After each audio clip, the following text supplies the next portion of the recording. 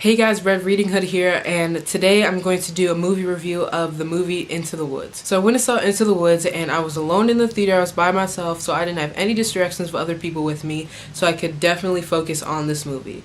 And I will say that this movie was not as good as I was hoping it to be. Like, it did not live up to the hype. So this movie was like a combination, a mix of multiple fairy tales. Like Rapunzel and Cinderella's in this movie, as well as the Little Red Riding Hood and Jack and the Beanstalk. So all those stories come together and they're intertwined to create this really big, massive storyline. And what I liked about this movie was the actors that played the specific characters. Like, I really liked Anna Kendrick as Cinderella, and I definitely like Meryl Streep as the witch. Like, she slayed, like she killed this movie. This was it for her.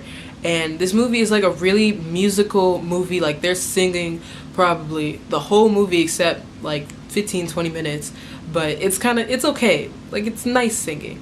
A couple things I did not like about this movie. One of them is when you think that the movie was gonna end, it picks right back up again into a new story. So you think, like, after Rapunzel got her prince, Cinderella got her prince, Little Red Riding Hood is safe with her grandma, and Jack has his gold for his mother, you think that the movie's gonna end, but it doesn't. It's like they pick it right back up into this new part of the story, and I feel like the producers and the directors did that just so they can get an extra hour out of the movie. I don't know if they did it on the Broadway performance of Into the Woods, but it just seemed like really weird in the movie. Like, I thought it was gonna be over. I was like, ooh, good, this movie was decent, but then they picked it right back up and I was like, oh man, come on. And another thing that I didn't really like about this movie was the ending. The ending was horrible.